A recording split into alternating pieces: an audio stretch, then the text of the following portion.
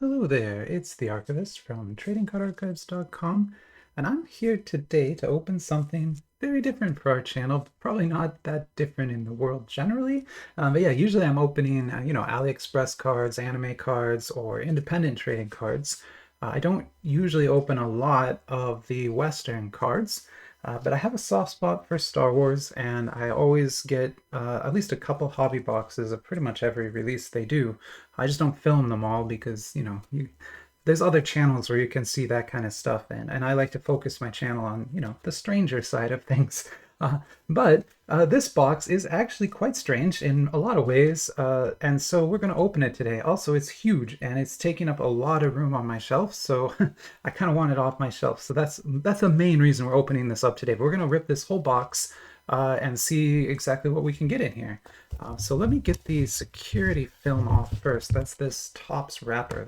These are officially licensed Star Wars cards from Topps. This set was released last year in the summer, and so I kind of expect the next one to come out, sometime soon. Although they haven't even announced their Chrome set for this year yet. I expected that to be announced already. So, yeah, Topps might be behind a little bit. I know they acquired a ton of new licenses last year at Panini's loss, and so maybe they're just behind designing things. But hopefully they'll get a new Star Wars set out soon. I did see they're releasing like a Clone Wars focused one, but I skipped that. I'm not as interested in Clone Wars. But anyway, this is what they call the Super Box, and it is the flagship product. And that title might make you think that it's the best of the best or something, but that's not actually true. It's actually the lowest end product. They just call that flagship. This is what I would call their retail focused trading cards. So this box, right, is clearly designed to draw your eye in a retail store, right? It's meant to be on a shelf at a Target or a Walmart, where some kid will see it and think it's this big, huge thing, right? And that's sort of what it's meant to look like. And it does a great job looking like that. Now, a typical hobby box from Topps is much smaller than this, like a quarter the size of this. This box is also very thick, right? And those hobby boxes are meant to be sold in dedicated stores where people kind of already know what they're buying and they don't need a box with a bunch of showy graphics on it to convince them to buy it, right? The value's in the cards themselves in that case. And that said, there are some cool cards in here, and we might pull some today. There's numbered parallels. I think there's some signatures. I don't think there's any sketches. But yeah, the back of this box actually kind of goes through everything here, and it kind of tells you what all could be in the box. So there's going to be 24 7-card packs, and then one of those widescreen cards. You'll see that they're just like a very large trading card. There's all sorts of holograms. That's the animated cards. I got one last video, and it was actually pretty good. You've got the green foil to $4.99. You've got hyperspace parallels at 1 of 1. That would be, probably the top pull in the set, although I think temper your expectations. We're very unlikely to pull that today. But anyway, I wanted to show you the back of this too, because it is like really a retail focused product, like to the nines. So much more than anything I've ever seen from Topps. I've never seen them make a product like this before. Even their flagship from 2022 was not in this format, right? They didn't call it a super box. It didn't have all this extra cardboard, making it look like something it's not. And I actually really like how they've put all of the packs in this kind of tray so that they stand up like that. So it just is another way to make it look bigger than it really is, right? But like I said, we're going to be opening all of these today, so I'll just go ahead and get started here. All the packs feature Darth Vader. There is no pack difference. In fact, I don't even think there's a difference between this and the value boxes. The value boxes are the equivalent of like a blaster box for this set. I think even those packs are... Oh, no, they must be different. I'm so sorry. Okay, so you see how that has an H on the back. This is what I should have looked first. I'm so sorry. But what Topps does is they make like a hobby version of a product and a blaster version of a product. They sometimes call it the value version, and those are sold in smaller boxes for much cheaper price. But the packs in those will have worse odds than in the hobby, and you can tell the difference because the hobby ones will have this H logo on the back. So that's kind of how you can tell that is one of Topps's hobby products. Now this is their giant widescreen card package. Believe it or not, there's 40 different versions of this card to get. So even just getting a full collection of these would be quite challenging, and you would have to buy quite a few, I think, online. That said, this entire box costs, I think it's only like 49, like basically $50 when it was new. I think you can probably get them cheaper now, although to be honest, I have not looked. So it looks like we got a Boba Fett, maybe? Yeah, I think that's from the Boba Fett show. Oh, here you go. Yeah, the twins shortly after Boba Fett. So yeah, so this is definitely from the Boba Fett show. It's it's not a bad card. The stock is pretty cheap. That's going to be a theme here. All of the cards in here are going to have quite cheap feeling stock compared to what we're used to pulling on this channel. And that's just, again, because they are the lowest end retail cards. So they're not chrome stock. They're not even like good card stock. They're just kind of on what I would almost call like a paper cardboard stock. Sort of like a cheap baseball card would be. Now they look they look like they have this kind of chrome to them, but that's just printed on. And you'll see there's only a coating on this. There's no foil on any of these base cards at all. Now that said, they are all numbered, so we might get close to a full set here. I'll try to keep as many on display as I can for as long as I can. Although there will be a lot of cards pulled today. These packs each has 7 cards. So, oh, there's a classic. I like the classic Star Wars ones best. That's one of those. This is one of the comic book covers. So there's a mini set of comic book covers that you can pull. And that's the main thing I'm looking for from this set. I love comic book cover cards. And so any Star Wars set that includes them, I'm always interested in getting those. There's Obi-Wan versus General Grievous. This is one of the insert sets. So the way that Western sets work is very different from AliExpress Asian card sets. In those sets, in the AliExpress card sets, they use a pack configuration system where some of the packs will have X cards and some of the packs will have Y cards, and they never mix, right? But in Western cards, they mix it all together. So there's just one pack configuration, but it could have this insert, no inserts. It could have a numbered card in it. It's like fully randomized what could be in each pack. And that's different from the way the AliExpress cards work.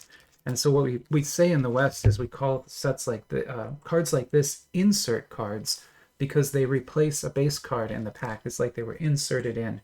They literally were inserted in by a machine, so it kind of makes sense. Right. Cool. So let's put maybe a Clash over here, where we've got a Palpatine. It's nice.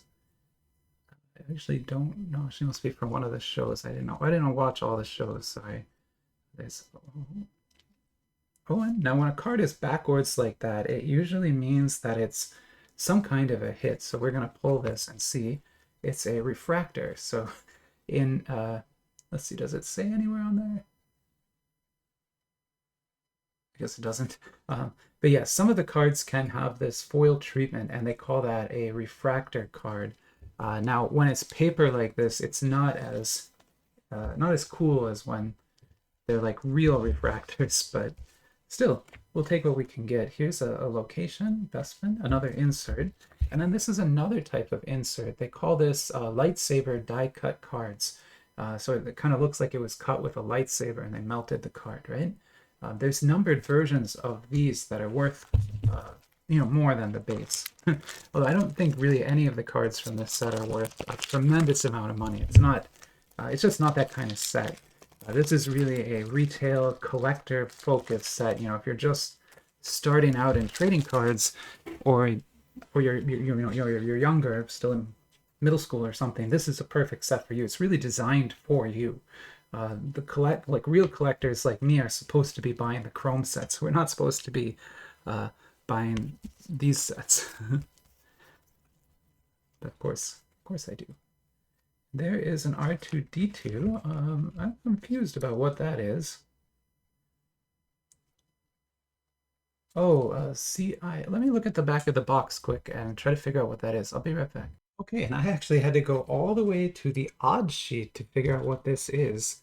But believe it or not, as kind of innocent as this card looks, and I didn't realize it at first, this is actually a pretty big hit. So this is what's called a character image alternate. The only ones higher than this would be autographed version, which is also in here, but I didn't pull that. But this is at a 1 in 66 odds chance. So 1 in every 3 hobby boxes could have a card like this. And on eBay, these cards are selling still for like $20 at least and $40 at the top end. So I'm going to actually go ahead and top load that because that is a pretty special pull there. Although, you know, I don't think I'll ever sell it, and it doesn't quite pay for the box, but always good to get cards like that. Okay, and so then here is another Epic Clash. Let's keep going. Yeah, so if you ever pull one that's white like that, it means it's a alternate character image card. And they're listed as a short print on the odds sheet. Topps publishes full odds sheets as PDFs. They can be hard to find. You got to search around a little bit, but if you find them, it'll tell you exactly what the odds are for every kind of pack, including all the secret hits too are kind of on there too, because that's not listed on the box. Oh, this one's very nice. What is that? Wow, that's another comic cover image. That's such a good image, though. I don't think I've ever seen that comic cover before. Which isn't too surprising. I don't know all of the Star Wars comics by heart or anything. But I've read quite a few of them.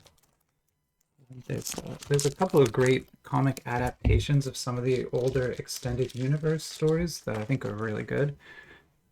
But maybe a story for another day. Well, it was like a Clone Wars pack there.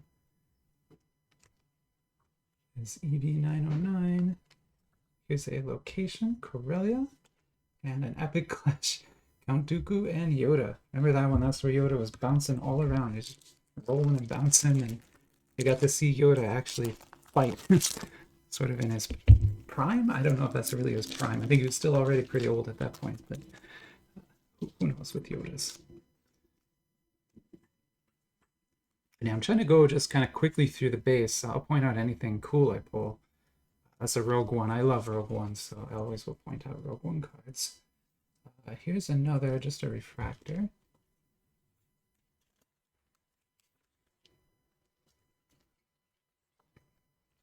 I think when people collect a set like this, the base cards become kind of throwaway cards. Because I think everyone who wants to collect a set like this starts with the refractor level. And if you're going to build a binder, you want a full set of refractors as your starting point, and then you probably want to move up to green numbered cards after that.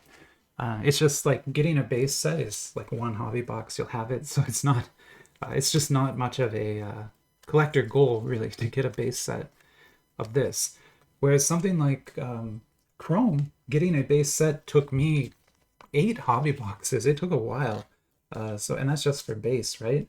So yeah, getting higher levels of Chrome it's like actually a pretty high collector challenge, and that's where the value comes from. That's why those cards tend to be worth a lot more. Like even a base set of Chrome, it costs about as much as this hobby box did. It costs about $50, and that's if you buy a collected set already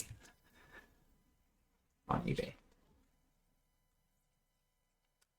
All right, got Obi-Wan. There's Ashoka. Gonna be another refractor. Looking at odds, the refractors are 1 in 2. Yeah, so basically every pack is going to have one of those in it. Those are also incredibly common, I've found. So that's why I'm not sleeving them, because I have so many already, and I don't think they're very rare. But if I pull a numbered version of one, I definitely would sleeve that.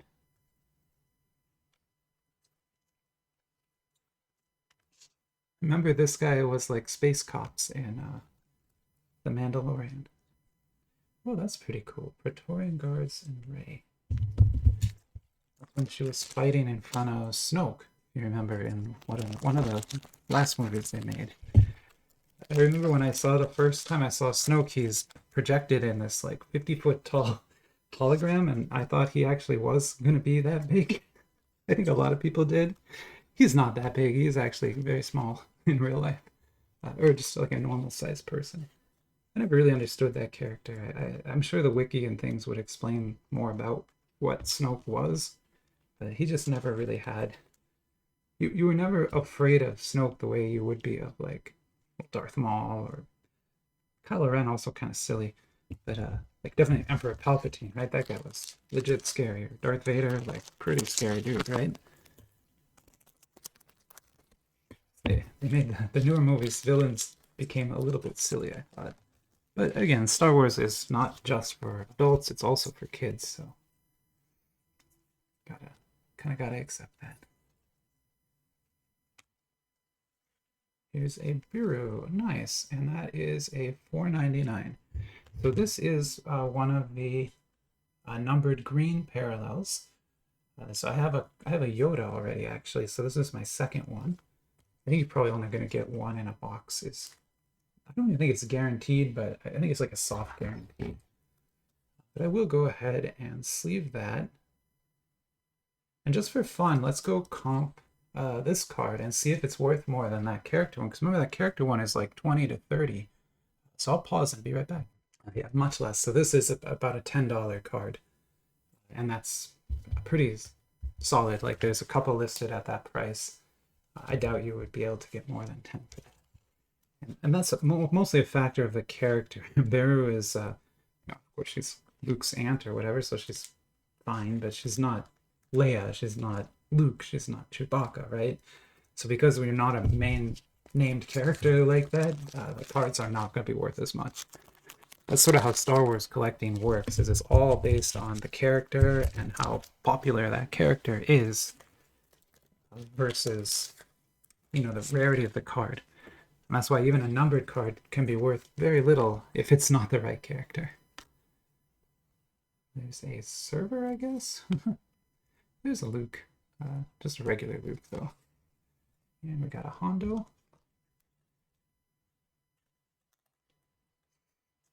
Hondo introduces the Millennium Falcon ride at Disneyland.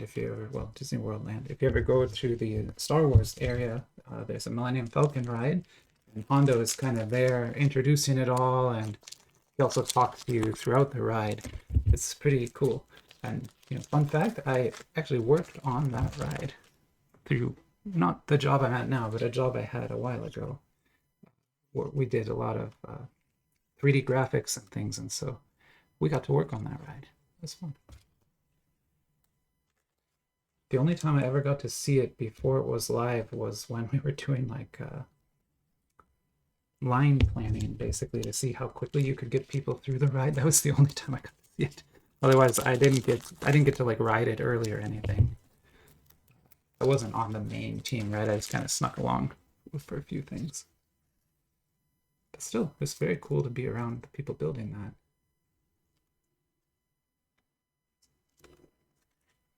Well, building part of it. I mean, Disney built the ride. We just built basically the game, right? Because it's if you've ever been on the ride, it's pretty much a video game. And I was at a video game company, and we built the video game part of it, basically. It's a pretty complicated one because it has like 16 3D screens in it that all need to play the graphics in the same speed at the same time and be coordinated. And there's a lot of sort of randomized elements in it that it's not a video, right? We're not playing a video back. That's actually real. Like if you move the joystick, the Millennium Falcon moves. So it's a real 3D game. There's Darth Vader. There is R2-D2. Second Sister. The Armor. We got a Jetta. And Epic Clashes. Luke and Darth Vader. That's a pretty good one, I think. If you had a parallel of that, that's probably worth quite a bit because that's like the Epic Clash from... but that's from Return of the Jedi. Yeah, the last one. Okay.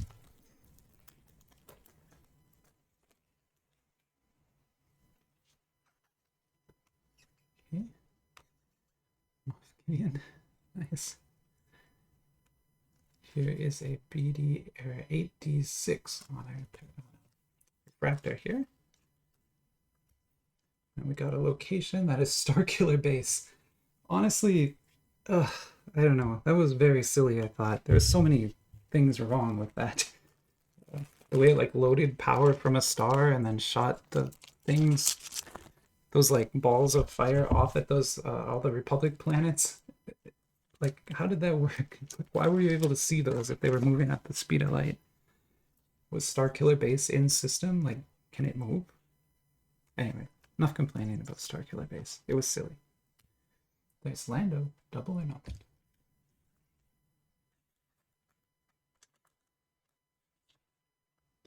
Yeah, the comic book covers are my favorite. That's what I'm, like I said, that's what I'm looking for when I'm opening these type of cards.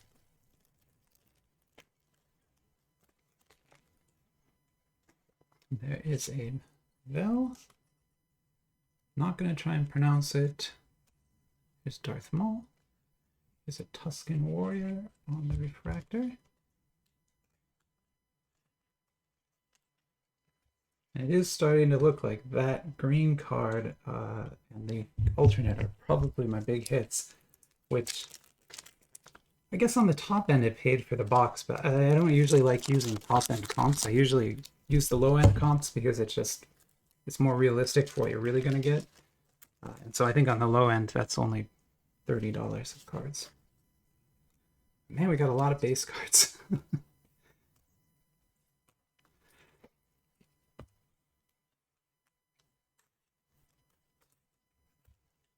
Clash. Yeah, I can't wait though for the next Chrome set to get announced, or even the next Galaxy set. I love the Galaxy cards. Unfortunately, I've run out of them, so I can't open any more for you now. But those cards are amazing. If you like art, even if you don't especially like Star Wars, you can get a lot from those cards just because they are so artistic. And they are printed on Chrome stock, very high quality stuff. But expensive. I think a full box of that at launch is going to be like $300 or $250, which is a lot. Like that's 5 times the cost of this, right? So this is a much more accessible product here.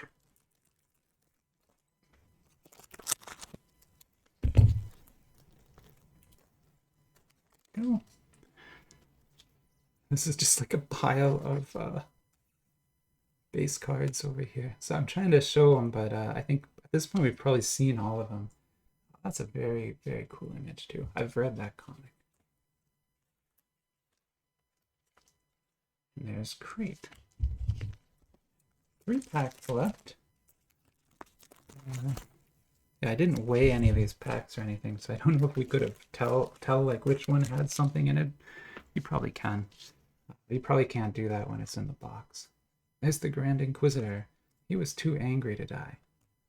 I'm not joking. That's like the reason they gave for him not dying. He's like, I was too angry to die. Sure, okay. I get you. There he is again. 2 packs left. I wonder if we actually did pull a base set. I can pause the video at the end and sort through those and see if we did. It's possible. I mean, although I'm still seeing new cards here, so probably not.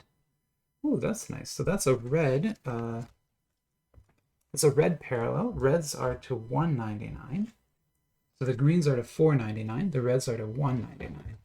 So it's another thing. Like if you're collecting this set, maybe you want to get a full red set, right? And then you need Hondo. There's only 199 of these in the whole world, right? And so if you are one of 200 people trying to make that set, you have to buy this card from somebody, unless you pulled it yourself. So let me go comp this, and we'll see if the reds are worth more than the greens. I'll be right back. No, so it's actually going for less, $8.99, so like $1 less than the Baru. So that Baru there is worth more technically by $1, if you believe those comps. Yeah, that one. All right, and then this will be our last pack. There were only 24 packs in that box, which is common. So I think every hobby box that Topps makes is 24 packs. Unless you get into their higher end stuff, we'll have 10 packs, way less packs. But then you're buying really high end cards then. Is that? Here is Parent, I guess. Another Clash and a Luke.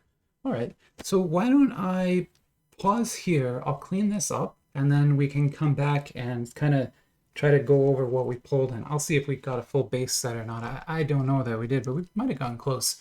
I'll be right back.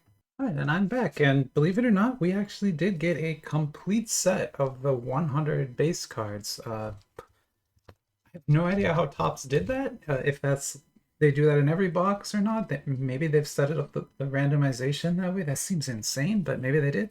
But yeah, we only got 5 dupes.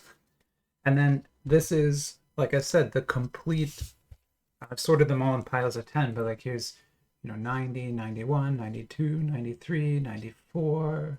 Wait, no, sorry. 93. Oh, I have these all out of order, sorry. 94, 95, 96, 97, 98, 99, and 100. Sorry. But yeah, that's the full set. So that's all 100 base cards. We got some nice refractors. We got quite a few comic panels, actually, and no dupes of those either. In fact, those 5 dupes I showed you there, so that's the whole box. That's all the dupes I got in the entire box. Everything else was unique. So that is a pretty good deal. Like, I would say if you're looking to get your kids started in Star Wars collecting, that's an awesome way in, right? Because they can get a complete set, maybe, or close. I don't know. Again, I don't know if that's every time, but I certainly did. They won't get too many dupes, and you get some interesting stuff too. And all in, we probably did just pay for the box, like just without shipping and stuff. So it's like very, very close, but not really. But anyway, it was a fun video. I love opening Star Wars cards, but now we're waiting for new releases because I'm pretty much out of current hobby box. I have some old stuff. I have like a Rogue One hobby box in there still. I can open that someday. But the rest of this, we have to wait for new stuff. So, all right, I'll let you go there, and yeah, hopefully you have a great rest of your day. Bye-bye.